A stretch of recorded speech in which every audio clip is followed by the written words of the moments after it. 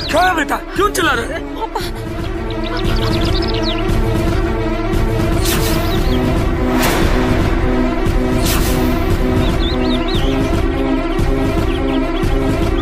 Hello hello, police station.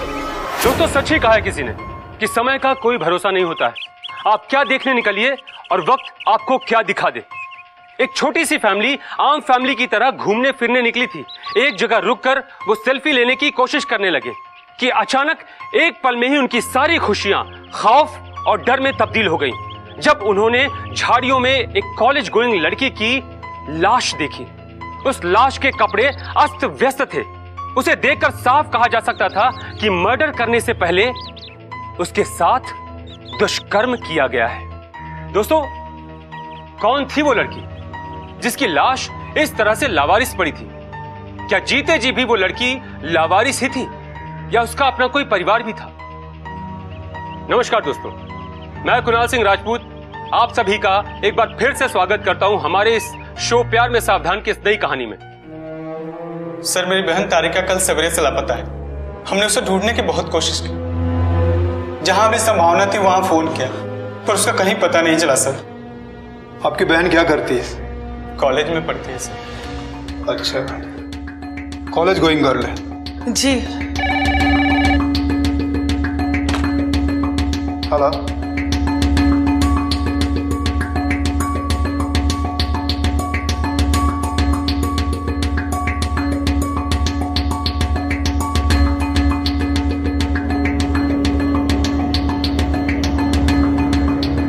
Okay. देखिए, अभी अभी सूचना मिली है, एक कॉलेज गोइंग गर्ल की लाश मिली है। नहीं, मैं ये नहीं कहता हूं कि आपकी बहन ही है। अगर आप लोग मेरे साथ चलकर शिनाख्त कर सकते हैं तो चलिए। हाँ हाँ, हम चलेंगे इंस्पेक्टर साहब, चलिए चलिए। चलो।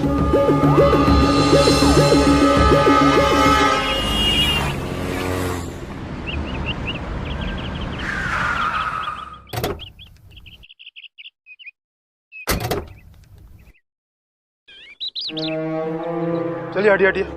अच्छा, आप में से किसने फोन किया था? जी मैं सर, मैं आपको फोन किया था। धन्यवाद। चलो देख। तारिका, तारिका, तारिका मेरी बच्ची, तारिका, तारिका। बुआ जी, लाश को मत छूइए।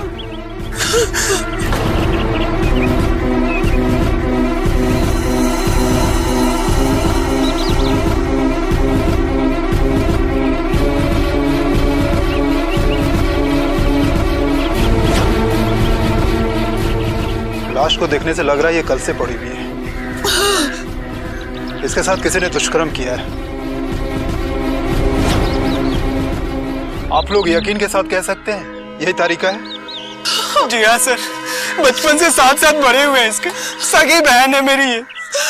बचपन से गोद में खिलाया है अपनी। मैं इसे कैसे नहीं पहचानूंगी? आप कौन? मैं इसकी बुआ हूँ। ये मेरे साथ रहती है, कॉलेज में पढ़ती है। क्यों? गाँव में कॉलेज नहीं है ना इंस्पेक्टर साहब। अच्छा, आप दोनों को किसी पर शक है जिसने भी इसके साथ ऐसा किया है? नहीं सर। आखिरी बार आप दोनों ने इसे कब देखा? मैं तो गांव में रहता हूँ सर, कभी कभार ही मिल पाता हूँ इससे। 1 सप्ताह बाद मिला हूँ आज। पर बुआ जी आप तो। हाँ, मेरे ही साथ रहती है। बहुत हंसमुख थी, बहुत होशियार भी थी। और उस दिन कह के निकली कि मैं विजेंद्र के साथ शॉपिंग पे जा रही हूँ। एक मिनट, ये विजेंद्र कौन है? हाँ, विजेंद्र इसका मंगेतर है। शादी होने वाली थी इसकी जल्दी। लेकिन अभी तो आप कह रहे थे कि ये पढ़ाई कर रही है। हाँ, भाई साहब ने कहा था पढ़ाई के साथ साथ इसकी शादी भी तय कर देते। तो दिनेश के कहने पर इसके दोस्त विजेंद्र तिवारी के साथ हमने शादी तय कर दी इसकी। इसका मतलब है ये विजेंद्र के साथ शॉपिंग पर जा रही है, ये कहकर निकली और तब से लापता है। सपना, विजेंद्र का नंबर लो और उसे थाने पे बुलाओ। जी सर। दुबे, लाश को पोस्टमार्टम के लिए भेजने का बंदोबस्त करो। तारिका तारिका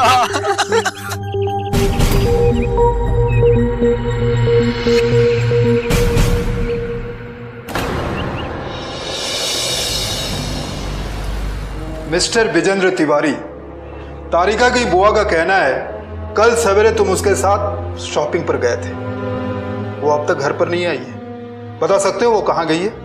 सर वो मेरे साथ शॉपिंग पर गई ही नहीं थी। झूठ मत बोलना। अपनी बुआ से कह कर गई थी कि तुम्हारे साथ शॉपिंग पर जा रही है। सर मुझसे भी उसने फोन करके यही कहा कि वो मेरे साथ शॉपिंग पर जा रही है। मैं समझा नहीं। वो मेरे साथ शॉपिंग पर गई ही नहीं। क्या मतलब? सर ये देखिए सर, ये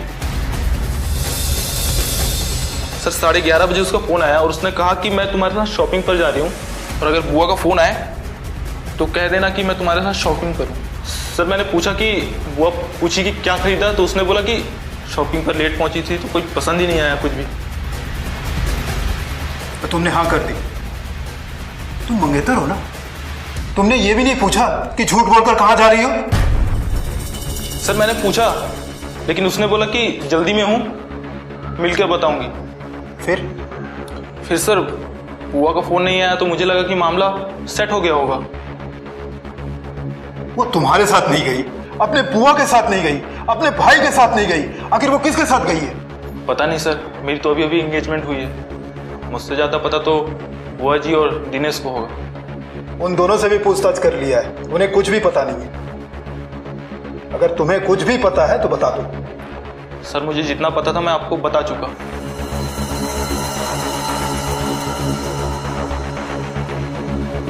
ठीक है, तुम जा सकते हो। Okay sir.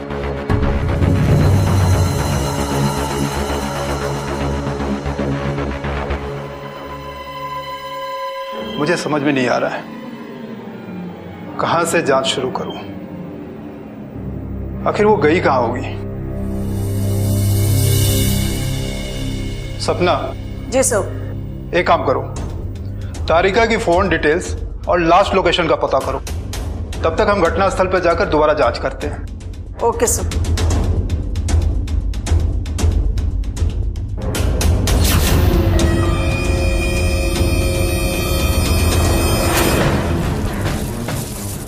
कुछ समझ में ही नहीं आ रहा है। नया मोबाइल है ना पर्स, लेकिन जब वो घर से निकली थी तो मोबाइल पर्स दोनों साथ में ही था। सपना, जी सर। वो देखो तो क्या है।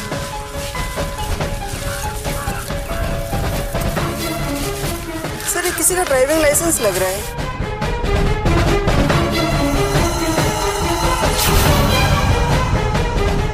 देवीलाल। इसका मतलब है कि देवीलाल की टैक्सी पर वो सवारी कर रही थी और अकेला देखकर उसके साथ दुष्कर्म किया और फिर हत्या कर दिया होगा, क्योंकि हाईवे पे अक्सर ऐसा हुआ करता है। देवीलाल। इंस्पेक्टर साहब, कल मैं जबलपुर हाईवे के आसपास गया ही नहीं। तेरा लाइसेंस कहाँ है?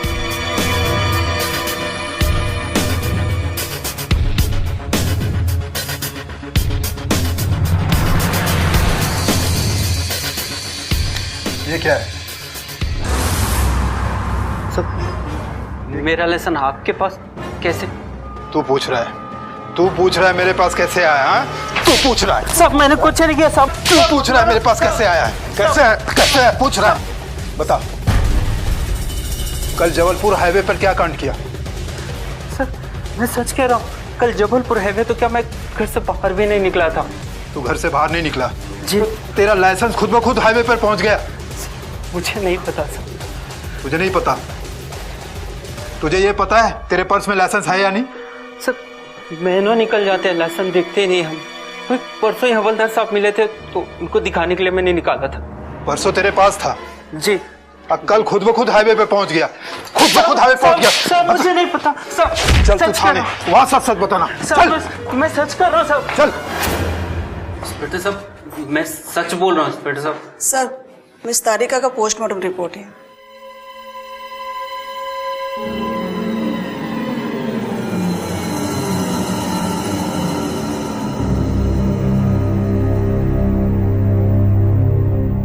इसका मतलब है तारिका 3 महीने से प्रेग्नेंट थी।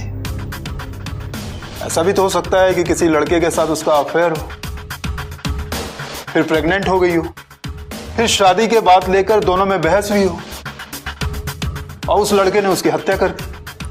सर रिपोर्ट देख के मुझे भी कुछ ऐसा ही ख्याल आया। एक काम करो, तारिका के भाई और उसके मंगेतर को बुलवाओ। Okay sir. देवीलाल तुम जा सकते हो। जी सर, थैंक यू।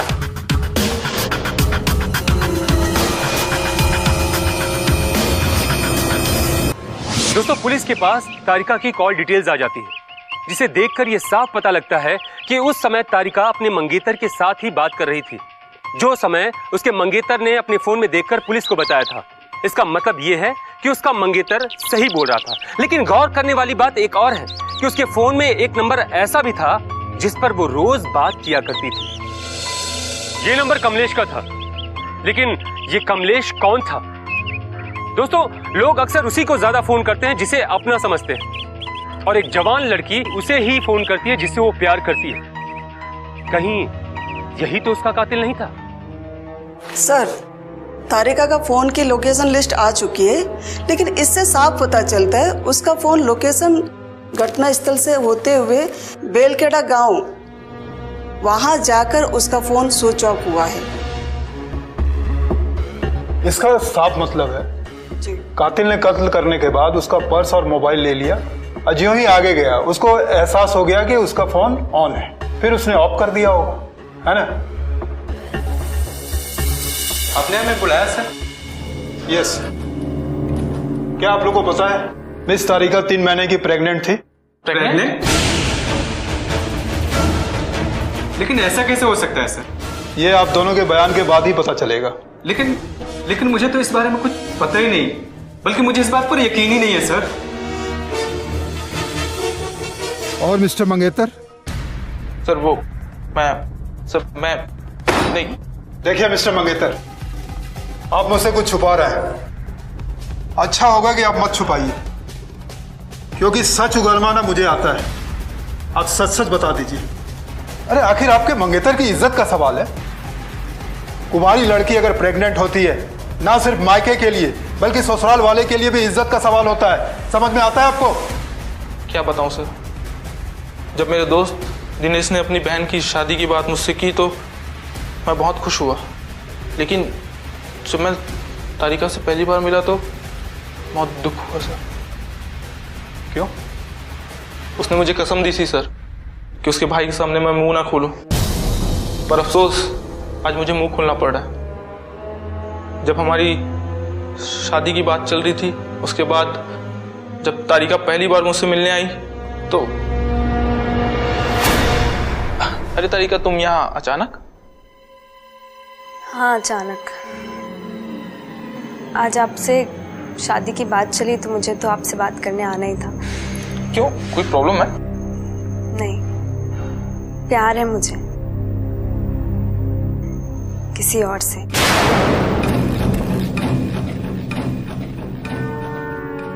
सी विजेंद्र, मैं अपने बचपन के फ्रेंड से प्यार करती हूँ। क्या? हाँ, और मैं शादी भी उसी से करना चाहती हूँ, और अगर घर वाले जिद करेंगे तो मैं उसके साथ आज ही भागकर शादी कर लूंगी। देखो तारिका, इतनी जल्दीबाजी करना अच्छी बात नहीं। मैं कुछ दिन में मौका देकर तुम्हारे घर वालों और तुम्हारे भाई से बात करूंगा। मैं तुम्हारा प्यार दिलवाऊंगा, प्रॉमिस। और इसलिए ये बात मैंने आप लोगों से छुपाई थी। दिनेश, आप तो तारिका के भाई हैं, आप उसके बारे में कुछ जानते हैं? मुझे तो कुछ पता नहीं है सर, बल्कि मुझे तो अभी अभी पता चला है। अच्छा, आप उसके बचपन के किसी दोस्त के बारे में मालूम? उसके बचपन का तो एक ही दोस्त था, और वो आज भी है, मगर वो सिर्फ दोस्त है, और उसके आगे कुछ मुझे पता नहीं, और मुझे लगता भी नहीं है सर। खैर, हम तो पता कर लेंगे, तुमको भी पता चल जाएगा। उसका नाम क्या है? कमलेश। जी हाँ सर। इसका मतलब है मंगेतर की बात सच है। तारिका के कॉल डिटेल्स में सबसे ज्यादा कॉल्स कमलेश का है। वो कभी सुबह करता था, कभी दोपहर, कभी आधी रात को भी। इसका मतलब क्या है, समझ रहे हैं आप?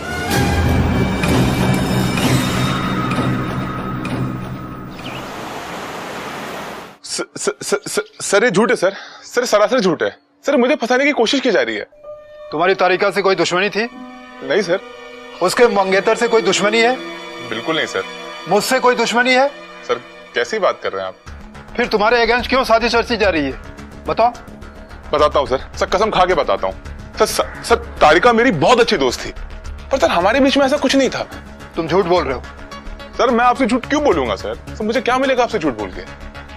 हफ्ते में तारिका कितने दिन फोन करती थी? सर हफ्ते में नहीं सर, मुझको रोज दिन में 8 बार फोन करती थी। 8 बार। क्यों? क्योंकि सर मैं और तारिका बचपन के दोस्त हैं। हमने सर बचपन से लेके आज तक साथ में पढ़ाई करी। उसको सर बचपन में कोई दिक्कत होती थी ना, तो मुझसे फोन करके मतलब सलाह मशवरा डिस्कस किया करती थी। बिल्कुल सर बच्चे की तरह थी वो, बिल्कुल बच्ची। तुम झूठ बोल रहे हो। सर मैं आपसे झूठ क्यों बोलूंगा? सर आप एक काम कीजिए, ये लीजिए फोन। सर ये लीजिए ईयरफोन। सर फोन में पिछले 1 महीने के सारे कॉल रिकॉर्ड्स हैं। सर आप सुन लीजिए इसको एक बार। अगर आपको एक बार भी लगता है कि हमारे बीच में कुछ भी ऐसा था, तो आप मुझको फांसी पे चढ़ा देना तुरंत। ऑन करके दो। इसमें सर पिछले पूरे 1 महीने के पूरे रिकॉर्ड्स हैं, उसके पहले की भी हैं। ऑन करो। आप वो भी सुन लीजिएगा। हाँ। सर ये हमारी पहली कॉल कन्वर्सेशन है।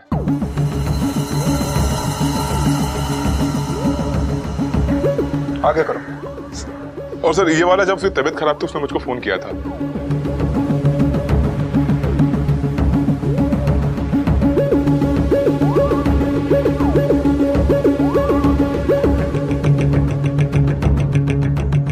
आगे करो। सर ये हमारा आखिरी कॉन्वर्सेशन है।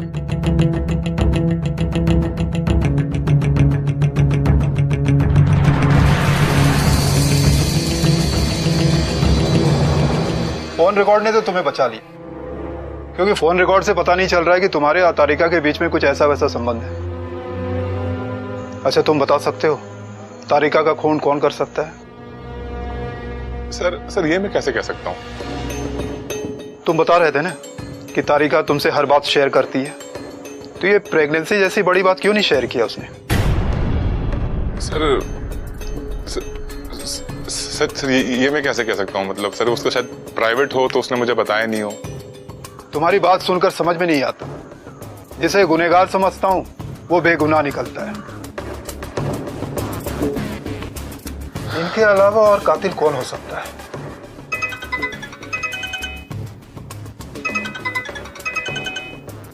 सर तारिका का नंबर का जो फोन था, उस डिवाइस में एक नया नंबर एक्टिवेट हुआ है। गुड, उस नंबर को सेंड करो। हम भी वहां पहुंच रहे हैं, तुम भी पहुंचो। Okay sir. गुड। सर कोई खबर? बताता हूं।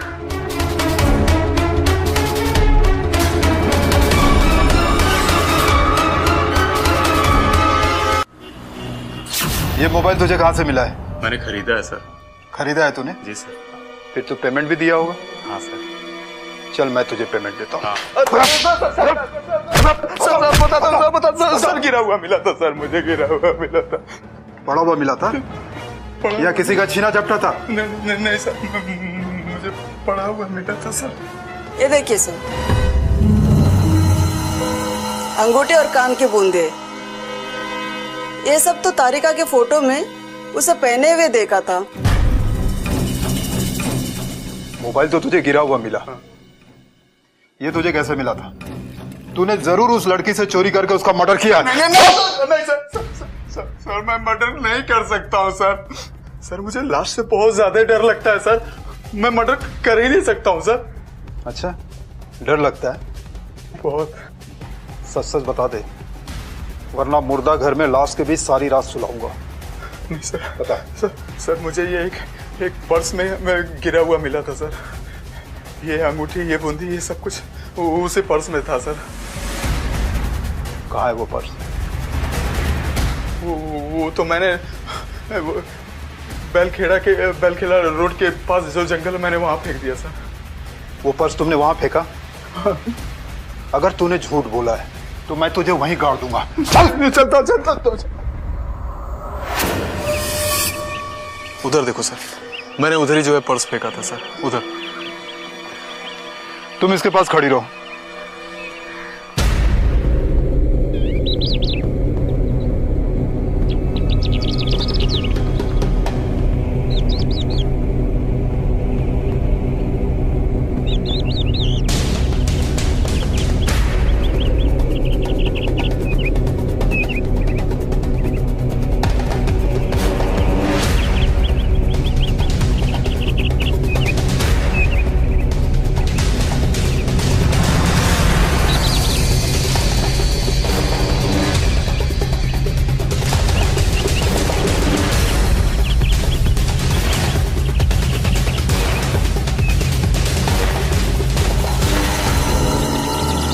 तू सच सच बताएगा, बिल्कुल सच सच।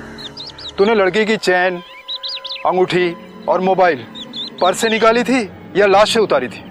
सर मैं सच बोलता हूँ सर मैंने तो लाश को देखा ही नहीं सर। और सर मुझे लाश से बहुत ज्यादा डर लगता है सर। अगर ये सारी चीजें अगर लाश के पास होती तो मैं हाथ भी नहीं लगाता सर, हाथ भी नहीं लगाता। अगर ये सही कह रहा है तो मुझे ये बात समझ में नहीं आ रही कि कातिल ने कत्ल करने के बाद सारी चीजें पर्स में रखकर फेंक क्यों दिया? वो क्या दिखाना चाहता है? लड़की को लूटने के इरादे से हमला हुआ या दुष्कर्म हो गया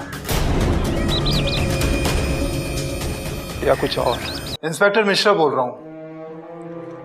हाँ, एक गाड़ी का रजिस्ट्रेशन नंबर भेज रहा हूं आपको। उस गाड़ी के बारे में पता करो, वो किसकी गाड़ी है और कौन चलाता है। क्या हुआ सर? सपना जी, पर्स में लोग अक्सर करंट बिल रखते हैं, लेकिन ये देखो, ये बिल का टुकड़ा उसी दिन का है। अक्सर लोग करंट बिल रखते हैं और उस पर कुछ ना कुछ लिखते हैं, लेकिन इस बिल में जो तारीख है वो तारिका के जिस दिन मर्डर हुई थी उस दिन की तारीख है, और इसके ऊपर गाड़ी का नंबर भी। इसका मतलब है कि इस गाड़ी से तारिका के मर्डर का कुछ न कुछ संबंध है।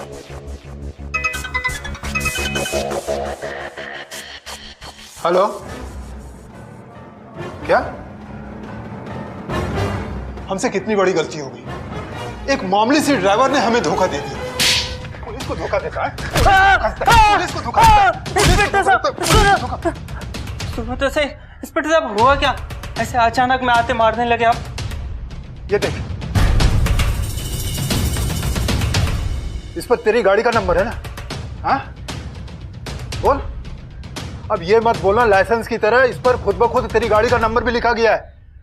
बोल। इंस्पेक्टर साहब मैं सच कह रहा हूँ, मुझे नहीं पता इस पे नंबर किसने लिखा। तुझे नहीं पता?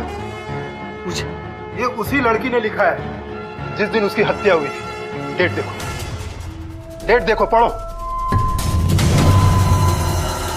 शॉपिंग के बाद जरूर तेरी टैक्सी से जाना चाहती होगी, इसलिए उसने बिल के ऊपर तेरे गाड़ी का नंबर लिखा है। बता बता, तुमने उस लड़की के साथ क्या किया? बोल। तू बोल रहा था ना उस दिन तेरी छुट्टी भी थी। बोल। इंस्पेक्टर साहब उस दिन 2 लड़कों ने मेरी टैक्सी बुक की, उन्होंने पूरे दिन का कमाई भी मुझे दी।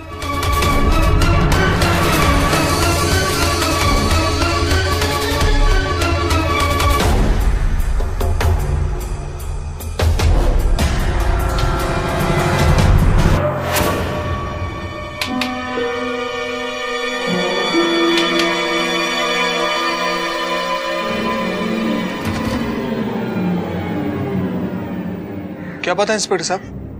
मिस्टर मंगेतर और मिस्टर सुनील, कानून के आंखों में बहुत धूल झोंक चुके हो। चलो हमारे साथ, चलो। अरे विजेंद्र बेटा, यहाँ देखिए ना बुआ। चुप, बिल्कुल चुप। बैठिए आप लोग। जी। इंस्पेक्टर साहब, आपने ऐसे अचानक हम लोगों को यहाँ बुलाया, क्या बात हो गई? और ये विजेंद्र जी यहाँ पर? देखिए ना बुआ जी, लगता है इंस्पेक्टर साहब को कोई गलतफहमी हो गई। गलतफहमी हुई नहीं है, गलतफहमी हो गई थी, अब दूर हो गई है। अब तुम इन दोनों की गलतफहमी को दूर करोगे। बुआ जी और दिनेश ने तुम पे यकीन करके अपने बहन की शादी का फैसला किया था, जो बिल्कुल गलत फैसला था। और उस एक गलत फैसले ने दिनेश की बहन को उससे छीन लिया। क्या कह रहे हैं इंस्पेक्टर साहब? हाँ, पूछिए मिस्टर मंगेतर से। उस दिन ये क्या बोल रहा था? आपकी बहन उसके साथ शॉपिंग पर नहीं गई थी, जबकि उस दिन इसके साथ ही आपकी बहन शॉपिंग पर गई थी। क्या? हाँ, उस दिन उसने देवीलाल की टैक्सी बुक की थी। आगे की कहानी बताओगे बिना मार खाए हुए या मार खा के बताओगे? नहीं बताते बताओ। इंस्पेक्टर साहब, बात उस दिन से शुरू हुई जब तारिका ने अपनी बुआ के यहाँ रहकर अपनी पढ़ाई पूरी करने का फैसला किया और उसके माँ बाप को लगा कि अब उसकी शादी तय कर देनी चाहिए। इसके लिए दिनेश और बुआ को लगा कि तारिका के लिए सही लड़का मैं ही हूँ। और दिनेश एक दिन आकर मुझे ये खबर सुना गया। मुबारक यार, हमारी दोस्ती ना रिश्तेदारी में बदल गई। क्यों भाई, ऐसा क्या हुआ? ये ले, तुम्हें नहीं पता, मेरे मम्मी पापा और तुम्हारे मम्मी पापा ने मिलकर तुम्हारी शादी मेरी बहन तारिका के साथ पक्की कर दी है। मुझसे पूछे बगैर? कोई एतराज है तुम्हें? नहीं यार, लेकिन बताना तो चाहिए। मैं बता रहा हूं ना, मैंने ही तो मम्मी पापा से कहा था कि तारिका के लिए ना तुमसे अच्छा लड़का और कोई हो ही नहीं सकता। चल अब ये खबर ना मैं तारिका को सुना के आता हूं। ओके?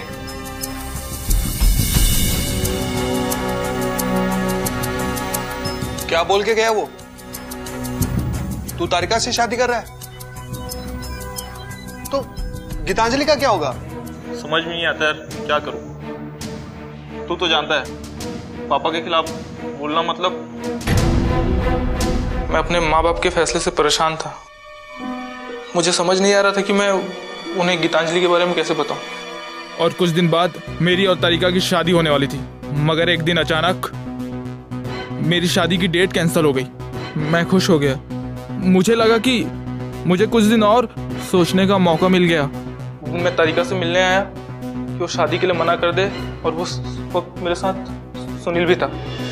है, पहचाना? ऑफ कोर्स, अपने मंगेतर को नहीं पहचानूंगी क्या? हाँ, आई नो, हमारे पेरेंट्स ने हमें कभी मिलने नहीं दिया, बट भूले भटके एक दूसरे को देखा तो था ही। आपको देखकर लग रहा है जैसे आप शादी की डेट कैंसिल होने से काफी दुखी हैं। नहीं, बल्कि मैं तो खुश हुआ। मैं तो ये कहने आया था कि ये और इंतजार कर लेगा। वैसे भी इंतजार करने का फल मीठा होता है ना। नहीं, मैं चलता हूँ। ओह, मैं बोला था आप आपका नंबर इसमें फीड कर देंगे तो बात। सुनील की बात सुनकर मुझे लगा कि वाकई तारिका काफी खूबसूरत है, इसलिए मंगेतर होने के नाते मैं दूसरे दिन ही उसे फोन कर दिया।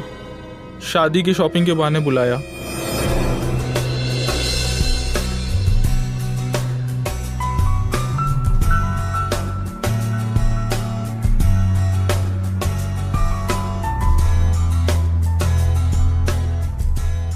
तारिका, तुम जितनी खूबसूरत हो उतनी खूबसूरत तुम्हारी बातें भी हैं।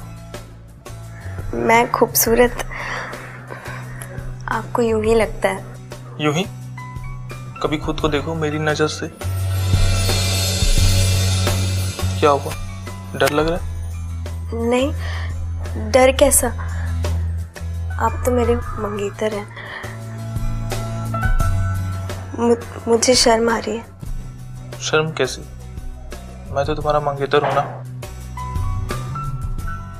हम दोनों का एक दूसरे में समा जाना चाहिए। नहीं विजेंद्र, आप कैसी बातें कर रहे हैं? मैंने कहा था ना, तुम डर रही हो।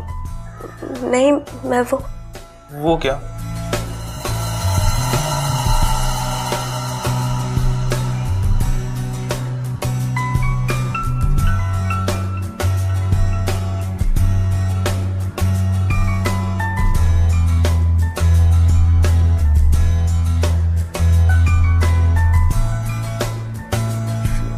विजेंद्र, मेरा हाथ छोड़िए। तारिका, आई लव यू।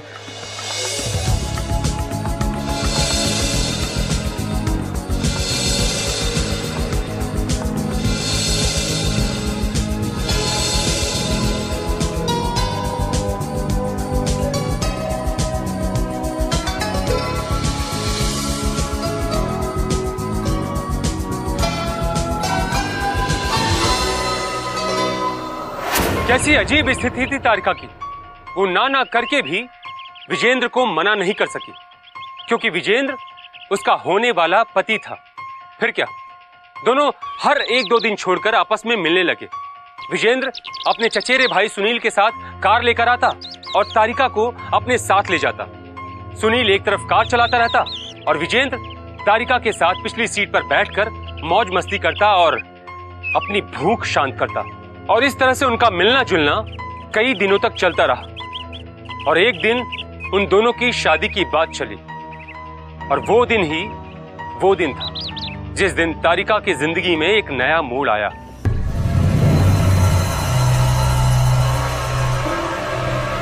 अबे विजेंद्र, ये क्या सुन रहा हूं मैं? तेरी और तारिका की शादी की डेट फाइनल हो गई है? हाँ यार। और तूने मना नहीं किया? क्या कहता पापा को? तू तो जानता है ना यार, पापा के सामने मुंह खोलना मतलब। पर ऐसी लड़की के साथ शादी? तू सोच, जो लड़की शादी से पहले अपने मंगेतर के साथ रातें बिता सकती है, संबंध बना सकती है, वो तो किसी के साथ भी कुछ भी कर सकती है। किसी के साथ भी? क्या मतलब है? अरे यार, यहाँ बहुत से लोगों के रिश्ते तय होते हैं और फिर टूट भी जाते हैं। रिश्ता तय होने के बाद अगर लड़की का व्यवहार ऐसा रहा तो उसके पर भरोसा कैसे किया जा सकता है? तू सही कह रहा है यार, पर अब मैं क्या करूं?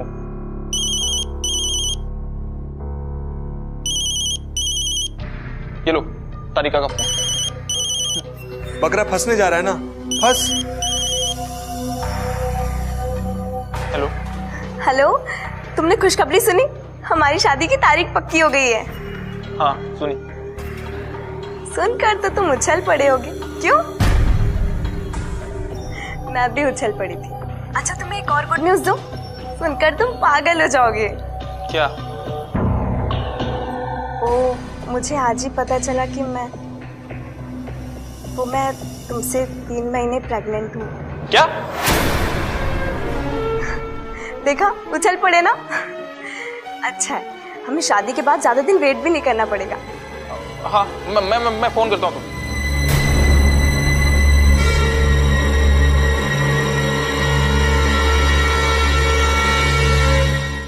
क्या हुआ यार? कुछ टेंशन? हाँ यार, बहुत बड़ा टेंशन हो गया।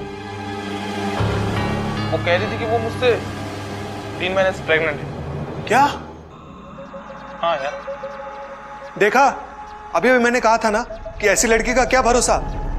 जरूर शादी के बाद सुनते ही किसी और का पाप तेरे सर डाल रही है। पर अब मैं क्या करूं यार? कहाँ शादी से छुटकारा पाना चाहता था और ये अब बच्चे की भी टेंशन। देख भाई, तू अभी भी छुटकारा पा सकता है। पर कैसे?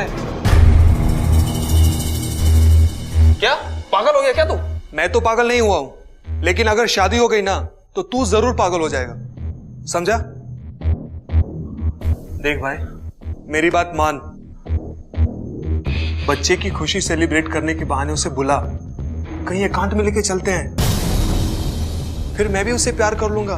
बहुत दिन से देख रहा हूं उसे, और तू भी प्यार कर लेना। फिर और फंस गए तो? अरे यार, फंसने के लिए बहुत सारे लोग हैं इस शहर में।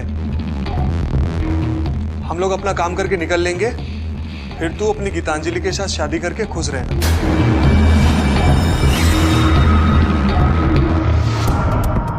फोन लगा उसे। फिर सुन, उसे प्यार करने का मौका मुझे भी देना, ठीक है? चल चल।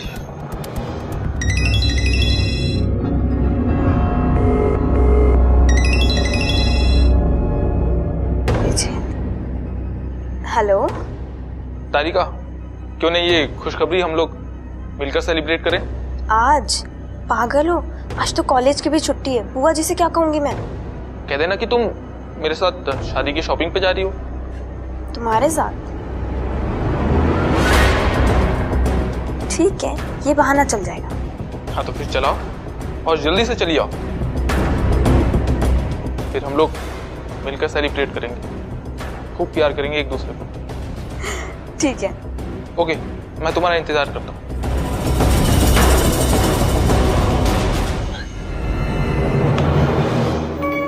उसको अपने साथ ले जाने के लिए अपनी कार की बजाय किराए की टैक्सी बुक कर दी। हेलो तारिका, कहाँ हो? बस बुआ जी को दिखाने के लिए एक दो शॉपिंग कर रही थी। अच्छा सुनो, आज पापा जी कार लेकर गए हैं तो हम लोगों ने अपने लिए एक टैक्सी बुक कराई है। अच्छा उसका नंबर लिखो। Okay okay, 2 minute 2 minute hold करना। हाँ बताओ। हाँ नंबर लिखो, MP 20 Z7338। 73। ओके ओके ठीक है, मैं 10 मिनट में आती हूँ।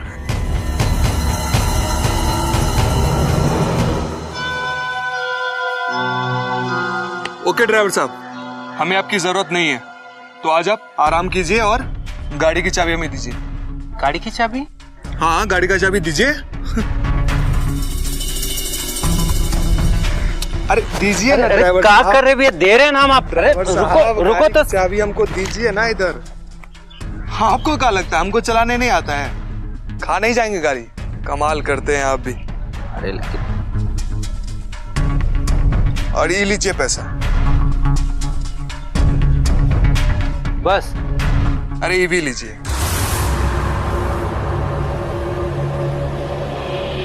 आराम कीजिए, ठीक है?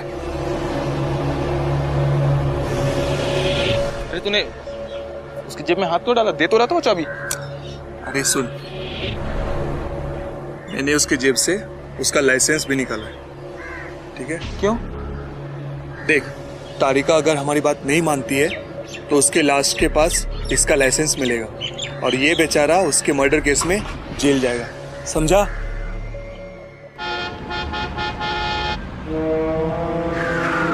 क्या वो सुनील, गाड़ी क्यों रोक दी?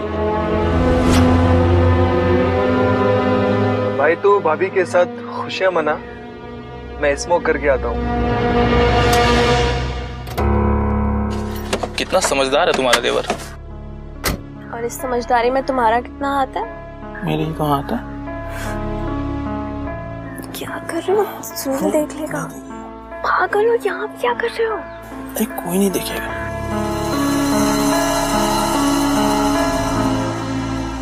आउट। ये बालियां मुझे चुभ रही हैं। तुम कहो तो तुम्हारे देवर की तरह इसे भी निकाल दो।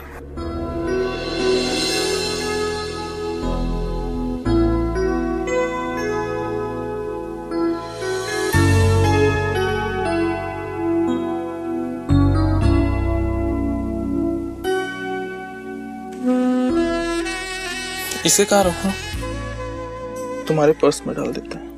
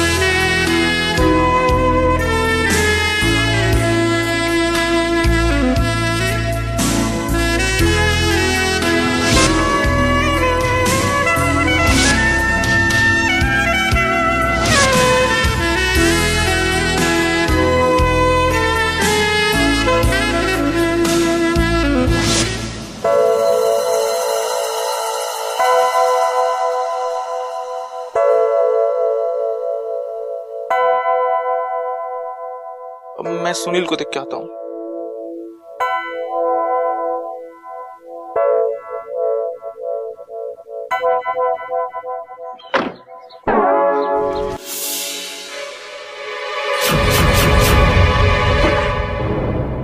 ये क्या बदतमीजी सुनील, मैंने अभी कपड़े भी ठीक से नहीं पहने। अरे कपड़े पहनने की जरूरत क्या है तारिका? तारिका या भाभी? अरे तारिका मेरी जान, बहुत दिनों से मेरी नजर तुम पर थी। तुम पागल हो क्या सुनील? छोड़ो मुझे। सुनील छोड़ो, छोड़ो, सुनील छोड़ो मुझे, छोड़ो, छोड़ो, प्लीज, सुनील छोड़ो, छोड़ो मुझे, विजेंद्र, कहाँ तुम? बचाओ मुझे।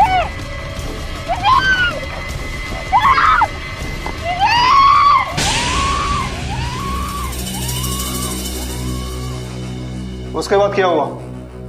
उसके बाद हम दोनों ने शादी से मना करने के लिए और एबॉर्शन कराने की सलाह दी, लेकिन वो हम पर भड़क उठी और पुलिस और घर वालों से शिकायत करने की बात की। तो हम लोगों को अपने अगले प्लान को अंजाम देना पड़ा। क्या बोली? पुलिस को बताएगी? अपने माँ बाप को हमारी शिकायत करेगी? मेरे माँ बाप से मेरी शिकायत करेगी? जा ऊपर जाकर सबके बाप से शिकायत लगा, समझी? अब देख क्या रहा है, गला दबा इसका।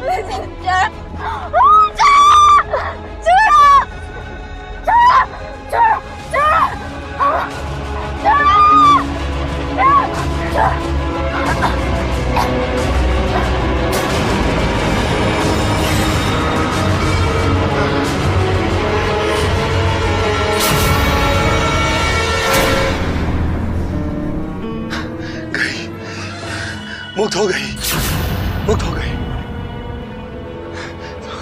हमें भी मुक्त हो जाना चाहिए। चल चल चल चल जल्दी उठा उसको, उसको झाड़ी में बैठना है।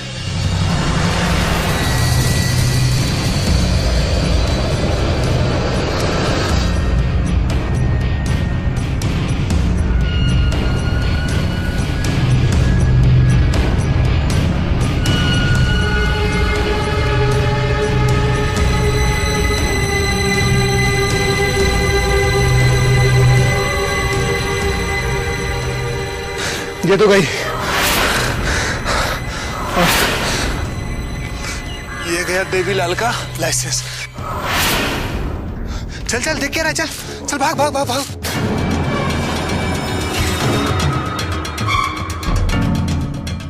यार सुनील, कुछ होगा तो नहीं ना? अबे अबे कुछ नहीं होगा, तू फालतू का डर निकाल दे अपने दिल से, ठीक है? यार ये तारिका का पर्स। अरे यार इसे भी वहीं फेंक देना था ना। और फिर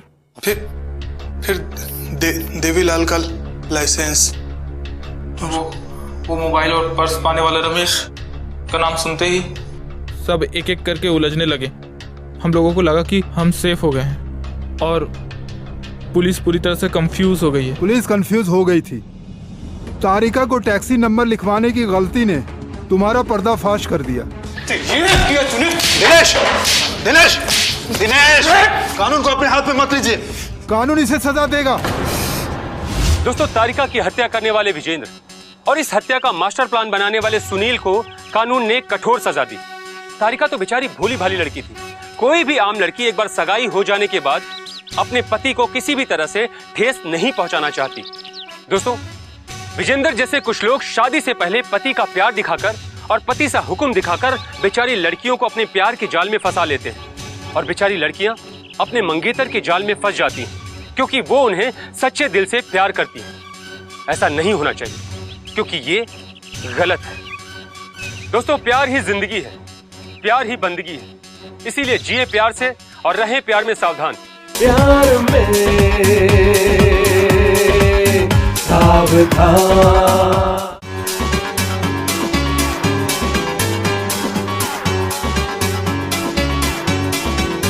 उम्र देखे नहीं, जात पूछे नहीं, प्यार में दिल भी है, मुश्किलें नित नहीं। हो गए कुछ बार, कुछ हुए कत्लेआम, प्यार में